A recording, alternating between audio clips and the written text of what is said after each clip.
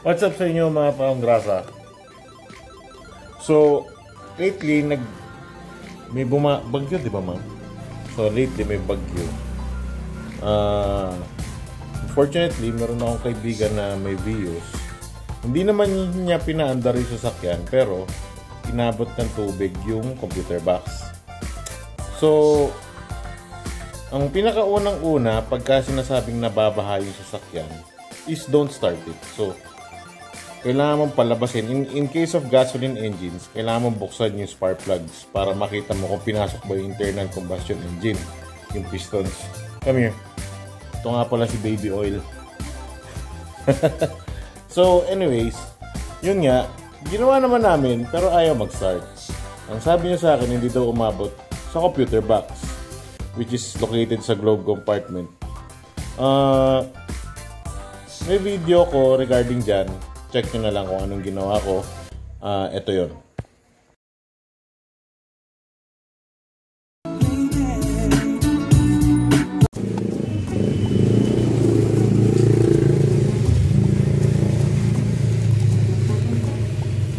So, dyan nakalagay yung computer box. Kita nyo, basa. Yung part na ito basa. Yan o, pag tinawakan mo yung foam, basa. And let's see about the sockets. Zoom, papang, basa. Ayan o, may mga tubig. Oh my god. So that's it. Sa tingin ko, naabot yung computer box. Let's see kung marirepair natin siya.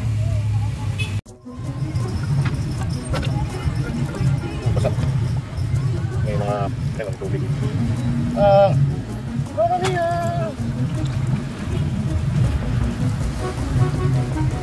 Yan ang tubig yan. Wait the whip. Tulong-tulong pa.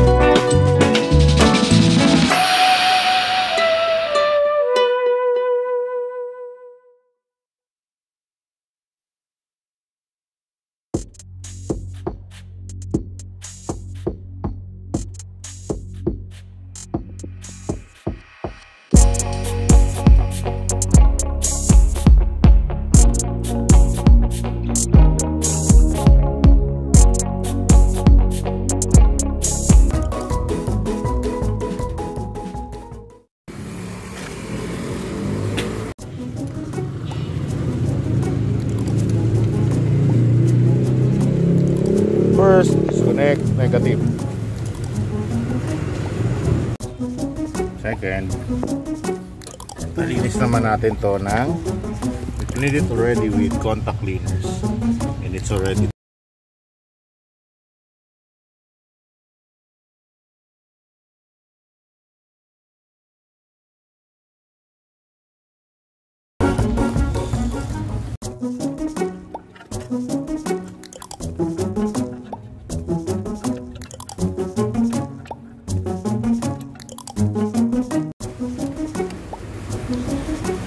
then we install, balik natin yung negative. Pag on natin, makikita mo nakailaw na yung engine. Check natin kung kilala na siya ng scanner natin. Asian Cars, Toyota.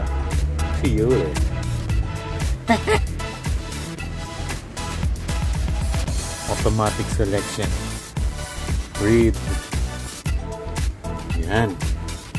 Reading bin. Vehicle identification number.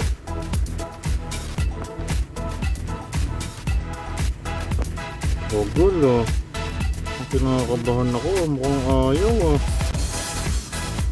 Yung pumasok. Alright.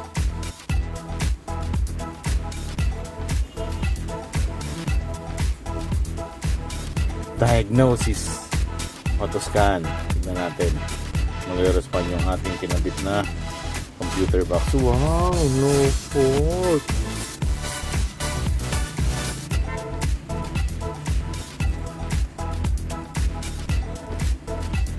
Oh, airbag meron.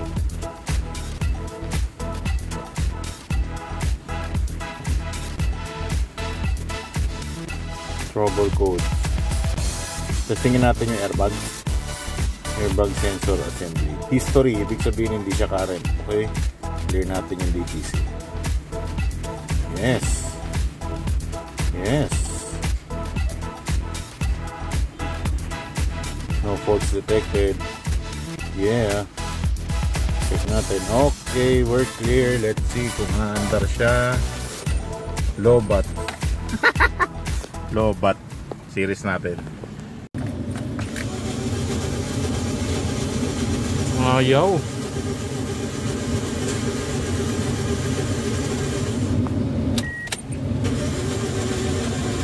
Ayaw pa rin, no? Although nakilala na ng computer kung sino siya, pero ayaw pa rin mandar. Check pa natin kung ano pang pwedeng maging sira. Mandar.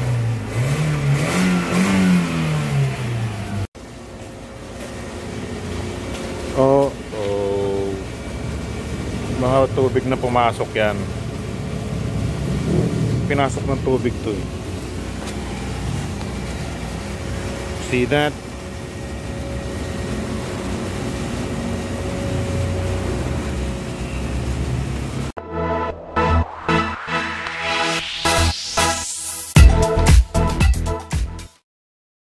Naman yung engine. Maraming smooth naman siya. Problema lang, mausok. So, tignan natin kung mababawasan. Palabasin natin yung tubig, no? Yun.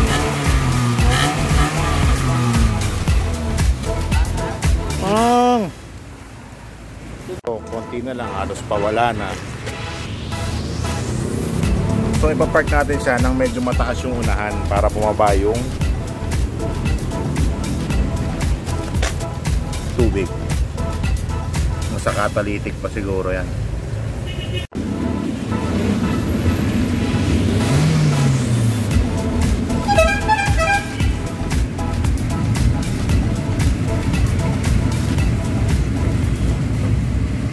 Okay, no? Ganina napakausok niya. Medyo rough yung idle niya. Parang halos mamamatay yung RPM niya. Nag-go to 250. Tapos tataas ulit. Now, wala na siyang usok. Responsive na siya. So, okay na. Tapos, pag chinek mo siya sa OBD mo, wala na siyang fault. Wala naman siya talagang fault. Yung live data niya, yung mga numbers naman niya ay magaganda. So, okay na to. Road test na lang. Kailangan lang to ihataw para mawala yung mga tira-tirang tubig. So, that's it for this vlog. Maingay na rito. After ng replacing ng computer box, pinaandar ko yung sasakyan, medyo matagal, pinainit ko, i-road test ko. Nung nawala na yung white smoke niya, tsaka yung mga water vapors doon sa muffler, mas lalong pumino yung andar niya, mas lalong nakahinga yung engine, no? So, mas maganda yung exhaust system na niya, parang naging okay na ulit.